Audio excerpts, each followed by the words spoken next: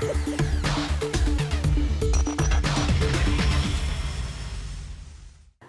are watching Business Africa. I'm Ruth Lago. Thank you for your loyalty. This week, Kenya envisages a recovery of its economic activity. If the vaccination target is met, the East African country should see a rebound of 6% in 2021 after a contraction of 0.3% in 2020.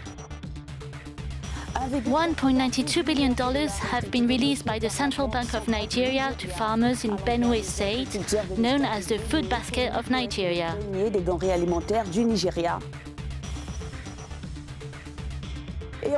And finally, in Senegal, it has been a few days since the temporary import tax on sugar was suspended, and well before that, some consumer goods have seen a significant drop in prices. We will come back to these measures later.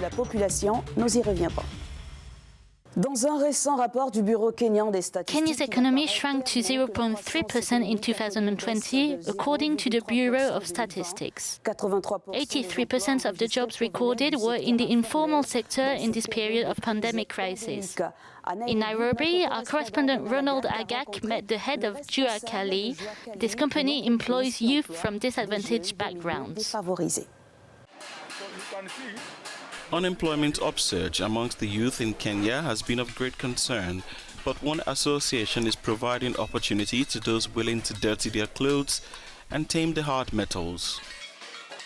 We absorb even the street boys. We absorb the school dropouts, and even those people who have finished school, they also come here. After Tamaki and finding no jobs, they come here, we train them, and after training them, they do good job and they start their own business. Data from the World Bank says that Kenya has the highest rate of youth joblessness in East Africa, a claim backed up by the Kenya 2019 census data that puts youth unemployment rate at 38.9%.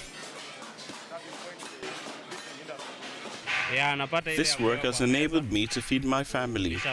It has also enabled me to pay my rent. And so I am able to satisfy at least my basic needs. Being the fulcrum of the informal manufacturing sector in Kenya, the Juakali industry has kept strong since its inception, giving hope to young youths who are unemployed, hence contributing to the growth of the economy of Kenya.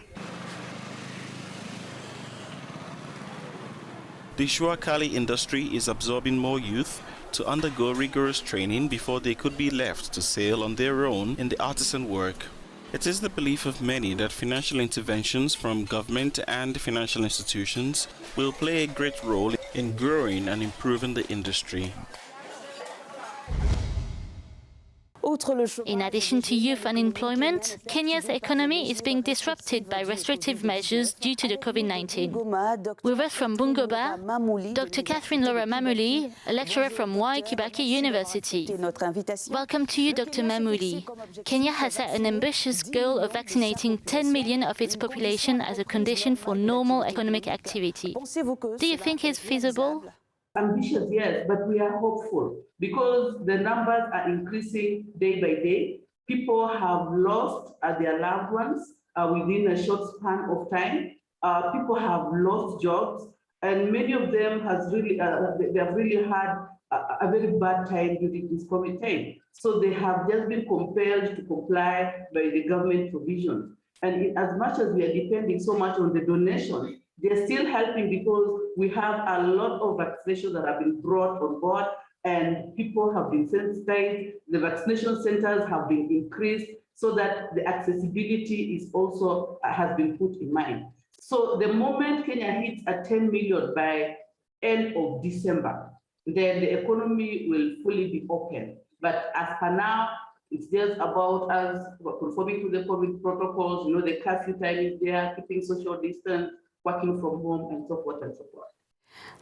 Once the vaccination objective has been reached, another question that interests the whole region, while disputes persist between Kenya, Uganda and Tanzania, which is a little strange for countries that are part of a common economic zone.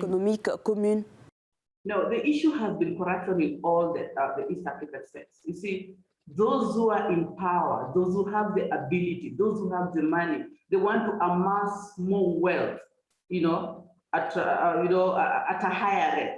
And that's why the East African Community Secretariat, is at an advanced stage of deploying a 24-hour system at the border point. But in as much as they're doing this, we still need to sensitize the members, the traders in all these East African communities on the best practices in which they can engage in so that they benefit from each other.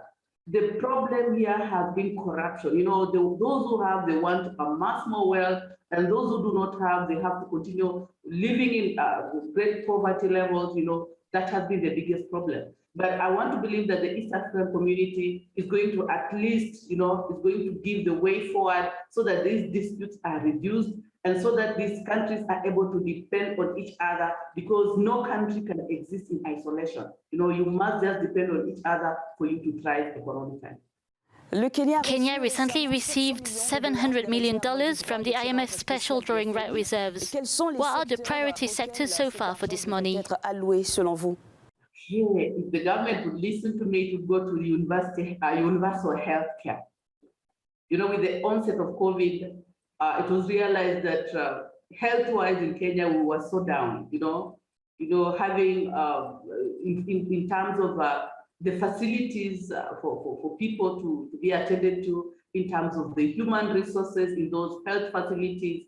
So according to me, universal health is one of the 4 strategic pillars in Kenya. So this money should be driven towards enhancement of the health facilities in Kenya, enhancement of employment of more medical practitioners in Kenya, and even upgrading of these facilities, and having an insurance for all the Kenyans to be able to access medical care throughout the country. Dr. Catherine Laura Mamuli from Moi Kibaki University, thank you.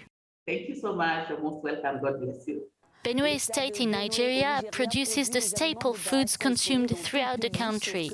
But in recent years, the region has been unable to meet rising demand.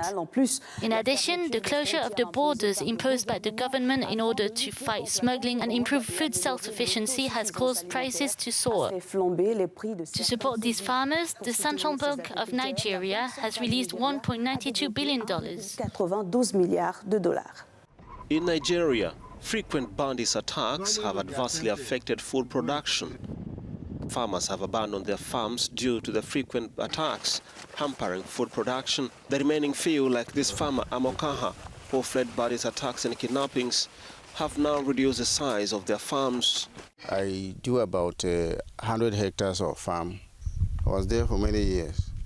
But this year, I was unable to reach my farm after plowing, harrowing. The United Nations warned that more than 9 million Nigerians could face food insecurity this year. This state governor, who is a member of an opposition party, warned that the entire country's economic growth is at risk. If you have more than 1.5 million people who are displaced and cannot go to their ancestral home, where they do their farming, it becomes a big challenge. The crop shortages are driving up food prices, which rose by more than 22% in June. According to these economists, Nigeria must reopen borders that were closed to fight food smuggling. When you open the borders, you bring in enough for the local market and the price will be forced to go down.